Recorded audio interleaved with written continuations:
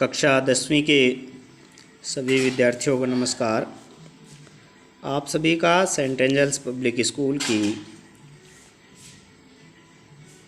हिंदी व्याकरण की ऑनलाइन कक्षा में स्वागत है, अभिनंदन है। हमें उम्मीद है कि आप सब स्वस्थ होंगे और आपसे प्रार्थना भी है कि आप सब लॉकडाउन का पालन करें, अपने घरों में रहें, सुरक्षित रहें। देखिए, पिछले वीडियो में हमने आवेदन पत्र के बारे में समझा था। यह टॉपिक कक्षा 10वीं का है, 10th क्लास हिंदी व्याकरण पत्र लेखन। तो पिछली वीडियो में हमने आवेदन पत्र, नौकरियों के लिए जो आवेदन किए जाते हैं, नौकरियों के लिए जो पत्र लिखे जाते हैं उन्हें आवेदन पत्र कहते हैं, तो उसके बारे में हमने समझा था और एक पत्र भी किया था। आज हम एक नया पत्र करेंगे जिसको मैंने आपको होम असाइनमेंट के रूप में दिया था। देखिए, NCERT। सबसे पहले क्वेश्चन को ध्यान से पढ़ें और उसे समझें कि पत्र किसे लिखना है, किसके बारे में लिखना है, क्या उसमें पता दिया हुआ है, क्या उसमें एड्रेस है, क्या नहीं दिया है। तो हम क्वेश्चन इस प्रकार है, देखिए, NCERT नई दिल्ली में लिपिक पदों के लिए, लिपिक कहते हैं क्लर्क को, क्लर्क के पदों के लिए रिक्त स्थानों को भरने के लिए रोजगार समाचार विज्ञापन आया है। रोजगार समाचार में विज्ञापन आया है, में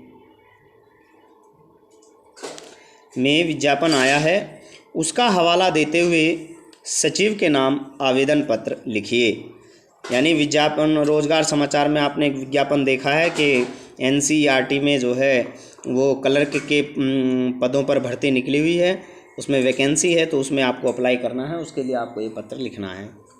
तो पूरे इसमें देखिए हमें दो चीज़ मिली कि NCERT में पोस्ट हैं, खाली हैं, किस पद के लिए? लिपिक पदों के लिए। पत्र किसको लिखना है? सचिव को लिखना है। और किससे आपको पता चला? रोजगार समाचार से। इसके अतिरिक्त पत्र लिखने वाले का कोई एड्रेस, कोई नाम वगैरह कुछ नहीं दिया हुआ है क्वेश्चन में, तो हमें अपनी पर्सनल इन्फॉर्मेशन कुछ नहीं लिखनी है।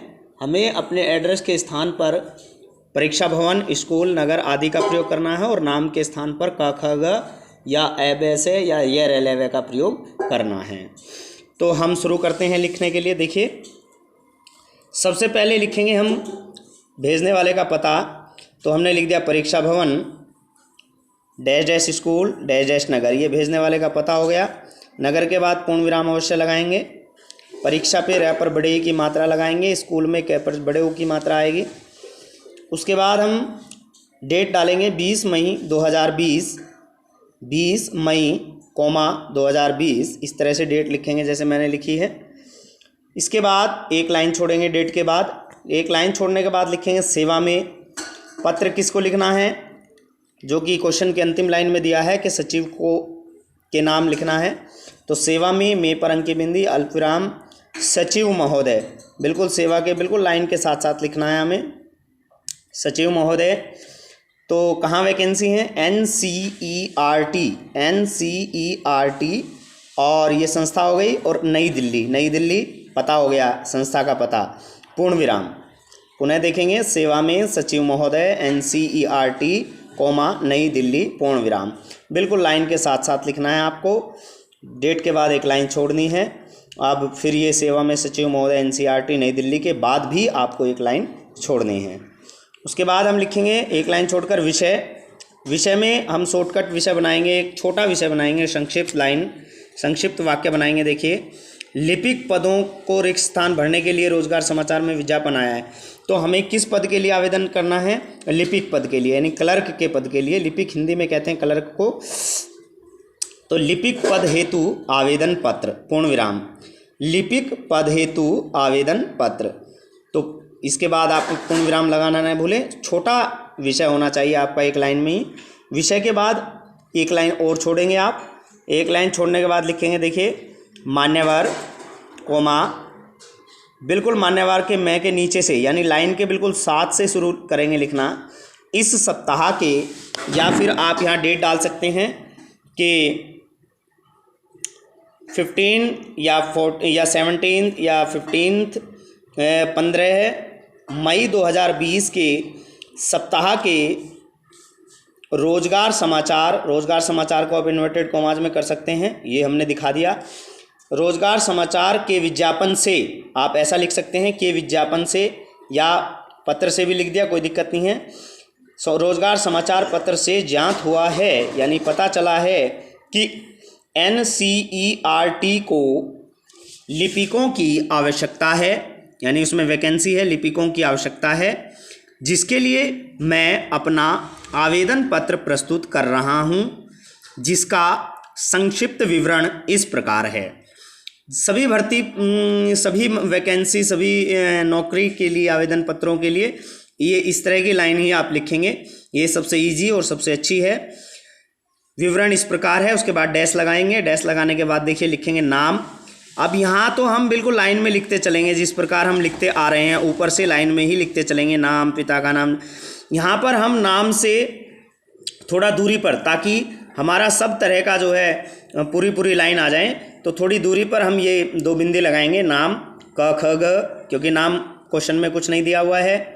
पिता का नाम श्री राम कुमार, कोई भी पिता का नाम आप लिख सकते हैं। जन्म तिथि जो है, और ये देखिए ये जो पॉइंट जो दो लगाए हैं, जो विवरण चिन्ह इन्हें कहते हैं विवरण देने के लिए, तो ये बिल्कुल आपको एक लाइन में ही लगाने हैं, एक सीध में बिल्कुल। तो सीक्वेंस में पिता का नाम श्री राम कुमार, जन्म तिथि 1 जनवरी, 20XX लगा देंगे आप, इस तरह से लिख देंगे। राष्ट्रीयता आपकी भारतीय हैं आप।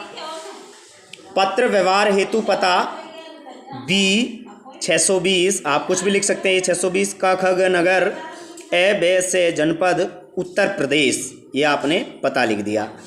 अब आप अगला टॉपिक बनाएंगे शैक्षिक योग्यताएं। आपकी शैक्षिक योग्यताएं क्या हैं? तो ये बॉक्स हमने पिछली बार भी आपसे बनवाया था। आप शुरुआत में सबसे पहले पेंसिल से बना लेंगे, क्योंकि मैंने भी पेंसिल से बनाया था और ये एक लाइन ज़्यादा हो गया था, तो इसको पेंसिल से मिटाना आसान रहता है। पेन से कटिंग वगैरह हो जाती है, तो पहले बॉक्स को पेंसिल से बना लें। तो बॉक्स में हमने कक्षा 10th CBSE, यहाँ कक्षा का कॉलम बनाएंगे, कौन कौन सी आपने डिग्रियाँ ली हैं। बोर्ड विश्वविद्यालय, किस किस बोर्ड से आपने किया है, या किस विश्वविद्यालय से, किस यूनिवर्सिटी से आप पढ़े हैं, कौन से सन में आपने कौन सी कक्षा की है, प्राप्तांक आपके अंक कितने आए हैं, कितने में से कितने अंक हैं, और आपके पास विषय कौन कौन से हैं। तो ये 4-5 कॉलम आप बनाएंगे। तो ये हमने कक्षा के नीचे पहले लिखा 10th के बाद हमने लिखा CBSE नई दिल्ली, वर्ष 2001, प्राप्तांक 500 में से 300, यानी 300/500। तो ये आपने लिख दिया है। कुछ भी आप यहाँ लिख सकते हैं, लेकिन आपको थोड़ा सन वगैरह का आपको सही से सिस्टमेटिक ढंग से लिखना पड़ेगा। जैसे 2001 में आपने 10th की है, तो 2003 में आपकी 12th होगी, और उसके 3 साल बाद आपकी BCA होगी, डिग्री होगी। तो 12th आपकी CBSE नई दिल्ली से है। उसके बाद 2003 में आपने इसकी सन लिखी, 350 मार्क्स आपने प्राप्त किए 500 में से। हिंदी, अंग्रेजी, कंप्यूटर, अकाउंट्स, 4 सब्जेक्ट आप कोई भी लिख सकते हैं, लेकिन आप क्योंकि कलर के लिए लिख रहे हैं इसलिए अकाउंट आप ज़रूर लिख दें। उस कंप्यूटर भी आप ज़रूर लिख दें। उसके बाद आपने BCA किया है, बैचलर ऑफ कंप्यूटर एप्लीकेशन। तो ये BCA जो है ये कंप्यूटर लाइन की होती है कंप्यूटर में। तो यहाँ ये आपने दिल्ली विश्वविद्यालय से की है, दिल्ली विश्वविद्यालय दिल्ली, ऐसे लिख देंगे आप, भले ही 3 लाइन में आए। कौन से सन में की है? 2008 में की है। 460 आपके मार्क्स आए हैं 700 में से। सब्जेक्ट आपका कंप्यूटर तो मेन रहा ही है, और उससे संबंधित विषय, कंप्यूटर से ही संबंधित 2-3 विषय और होते हैं। तो ये आपने पूरा कॉलम बना दिया, इस तरह से पूरी एक तालिका बना दी, और इसको आप बंद कर देंगे। बिल्कुल कटिंग वटिंग कुछ नहीं होनी चाहिए, बिल्कुल लाइन टू लाइन आपका लिखा होना चाहिए। ये आपने शैक्षिक योग्यता दे दी अपनी। अब आपके पास विशेष क्या है, या अन्य अतिरिक्त योग्यता क्या है, या अन्य अर्हताएँ क्या है। अर्हताएँ भी योग्यताएँ को बोलते हैं। तो विशेष भी आप लिख सकते हैं। विशेष क्या है आपके पास? नंबर 1, मुझे टंकण में विशेष कुशलता प्राप्त है, यानी टंकण माने टाइपिंग। आपको टाइपिंग आती है, टाइपिंग बहुत अच्छी आती है आपको। नंबर 2, प्रकाशन विभाग, यानी जो पब्लिशर जो होते हैं, पब्लिकेशन जो होते हैं, उसमें पब्लिकेशन फील्ड में आपने जो है कार्य करने का आपका लगभग 10 माह का अनुभव प्राप्त है। ये भी आपने 2 नंबर में लिख दिया, ये विशेष है। अनुभव भी हो गया, टाइपिंग भी आपको आ गई।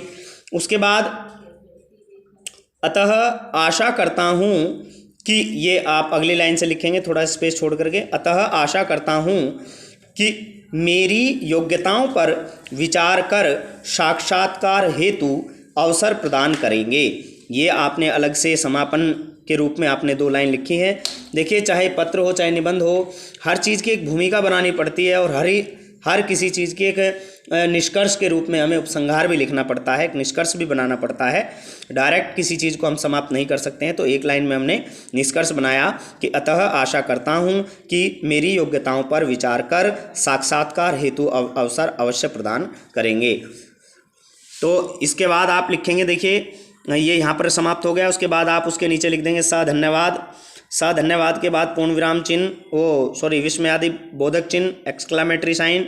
उसके बाद स धन्यवाद के बाद एक लाइन छोड़ेंगे। एक लाइन छोड़ने के बाद आप लिखेंगे भवदीय। भवदीय, यदि लड़की लिखने वाली है तो भवदीया हो जाएगा। अब नाम इसमें कुछ नहीं दिया है तो अपनी तरफ से कुछ भी नाम नहीं लिखेंगे, क ख ग लिख देंगे केवल। ये क ख ग, इसका मतलब यहाँ है कि भवदीय के नीचे नाम आएगा। ये भी आपको बिल्कुल लाइन के साथ साथ लिखना है। वहाँ के बाद में मैंने यहाँ लिख दिया है आपको समझाने के लिए। तो इस तरह से मैंने ये पत्र आपको समझाया। इसमें ये कॉलम बहुत अच्छे से आपको बनाना है और पत्र को समझना है, किस तरह से आपको अपने व्यक्तिगत विवरण देना है। बिल्कुल सीरियल में आपको लिखना है, लाइन के बिल्कुल साथ साथ लिखना है। पूर्ण विराम, विराम चिन्हों का आपको ध्यान रखना है, शब्दों का ध्यान रखना है, लाइन छोड़ने का ध्यान रखना है। तो इस तरह से मैंने आपको ये पत्र समझाया। आवेदन पत्र ऐसे ही लिखे जाते हैं, इस तरह से ही आप इसको कम से कम 2-3 बार अवश्य लिख कर देखें और प्रैक्टिस करें आवेदन पत्र कैसे लिखे जाते हैं, क्योंकि ये चीज़ें जीवन में काम आने वाली चीज़ें हैं।